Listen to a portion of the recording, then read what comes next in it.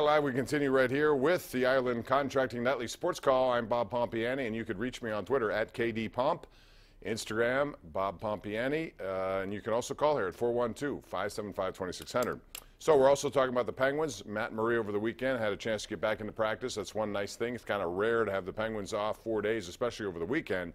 But you pay for that coming back. They're going to have 3 games in 4 nights starting Tuesday against the Islanders, Montreal here Wednesday, and then the Devils on Friday back here at PPG Paints Arena. And they got some good news today in their quest to take over first place.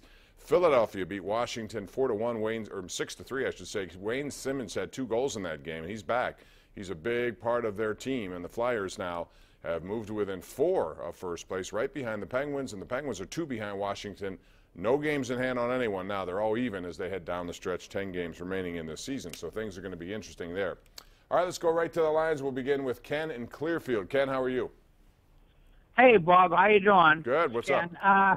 Hey, I just like to comment on the Penguins have 10 games left, and now they're all squared away with everybody. Washington, Philadelphia, and I think if they stay healthy, they can take over that first place, in the Metropolitan Division. What do you think? Well, I mean, they have absolutely could, but, it depends on how they have ahead. The biggest game of those 10 left, Ken, is the one against Washington, April the 1st here in Pittsburgh, and that's a head-to-head 4-point game. If they win that can erase the 2 points, and then Washington right after that has to go to St. Louis. They host Nashville, 2 of their last 3 games, so that won't be easy for them. While the Penguins have a game, let's see, on the 5th, I forget where that is, maybe New Jersey, and then the final game of the year would be at home against Ottawa on April the 6th. So I think the schedule would help the Penguins in that regard. I still think it's important to win a division. I know a lot of people have come to the conclusion it doesn't matter. I will always take an advantage if it means a Game 7 at home, especially when it comes to line changes.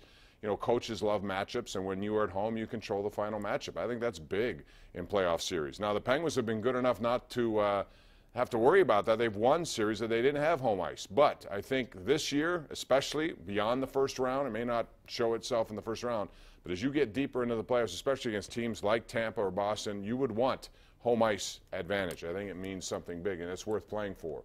Let's go to Will in Monroeville. What's up, Will? How you doing? Hey, how you been? Good. How are you?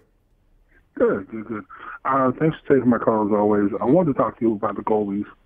I'm kind of confused, and I've been confused for the past few months over this whole, bringing up Jari, or the Smith, or rotating them out.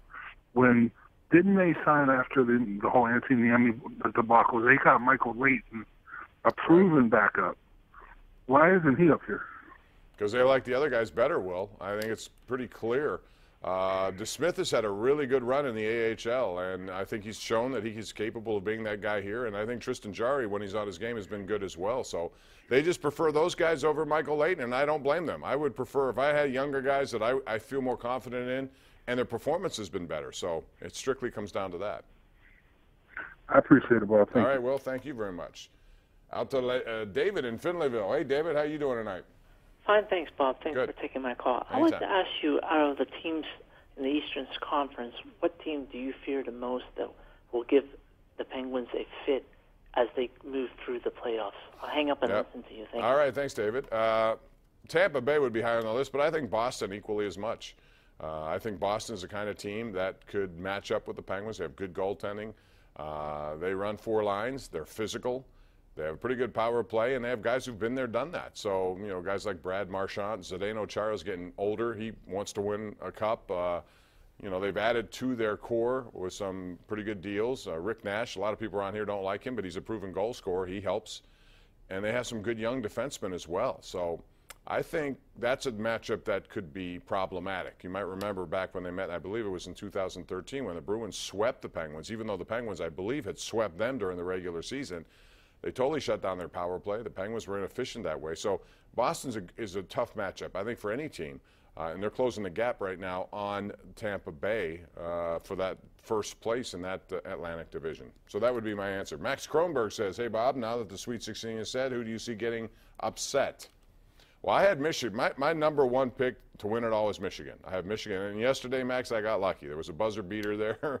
And I thought I was out at that point, but Michigan survived. I like John Beilein. I have Michigan Duke in my final two, so everything else is pretty much wiped out, so I better hope those two teams come through. Watch out for Villanova, though. They look really good here in Pittsburgh, just methodically going right through, systematically through their two games.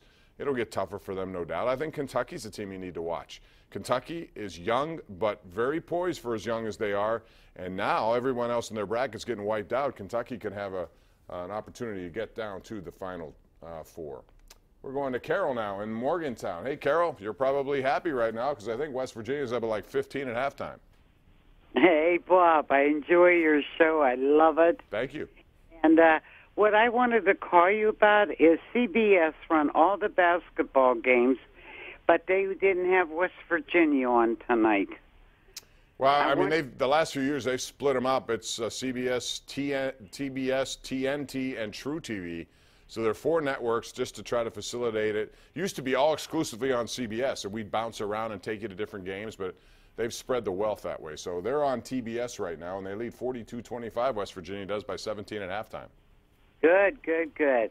Enjoy your show, Bob. Thank you, You're Carol. wonderful. I appreciate you calling. Thanks so much. 412-575-2600. So we have this from Matt Deladone. He says, looking forward to hearing the Tiger analysis, Bob. It's a process, not going to win right off the bat, but in the hunt twice in 2 weeks. Patience, and you're right.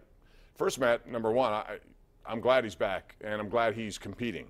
My prediction was several years ago that he wouldn't win a major, but any event, and I felt because his back, I've explained this a million times, I just thought his back would be so bad, his knees would be so bad, it's going to be hard with his torque and how hard he swings to get back. Well, the last surgery must have done it for his back because he's been pain-free. Bigger than any score he's posted, better than anything else, is he's pain-free.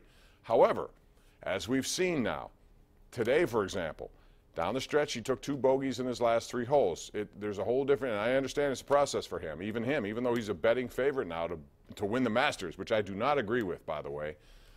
He should be he should be one of those guys you look at. He shouldn't be the betting favorite. He hasn't won still since 2013. So, yes, does he have the pedigree? Absolutely. Can he do it, though, with so many talented people? We saw Rory McIlroy regain his game to finish 18 under par in this tournament. There are young kids popping up all over the place who can win on any given Sunday. I think it makes it very difficult. That doesn't mean he can't win. I thought he wouldn't based on injury more than anything else. Let's go to Denny in North Huntington. What's up, Denny? How you doing? Denny. Oh. Go ahead. The rumor of Sean Miller going to Pitt, is that just a rumor? Or is at this point, it's just a rumor. He's still with Arizona, and until they either fire him or something happens with that that FBI investigation, I think it's still a red flag. I don't know. Heather Lyke has a background in compliance. She's not going to be wanting to hire someone who is immediately indicted for something. I think that could be a possibility down the road. I don't know where this thing is going. And as I said, Danny, once the NCAA tournament started, you wouldn't hear one word about any sort of scandal. They didn't want to smudge this tournament in any way. So all of a sudden it's gone silent. But I guarantee you, when this is all over, give it a week or two, you'll start hearing other things happening. And I'm going to be curious to see what happens. So that's why, that rumor's out there. And there are a lot of rumors. I heard Ben Howland was calling Pitt, trying to get back into the mix. Would you like to see Ben Howland back in Pittsburgh? I say no. I say there are other coaches out there. I guess the focal point would be Danny Hurley, but again, Thad Matta, I like that resume. I respect that resume everywhere the guy has gone. And he turned over, if you remember, I think it was Jim O'Brien who was fired at Ohio State. Ohio State was not a good job when Thad Matta went there. And he turned it into a prolific team, one that got to the Final Four a couple of times, 30-plus win seasons 2 or 3 times, 28-win season, 29. I mean, the guy was really good at what he did, knows how to recruit as well. All right, we're going to take a break here. It's 412-575-2600. We'll come back with more of your opinions right here live on Pittsburgh's CW.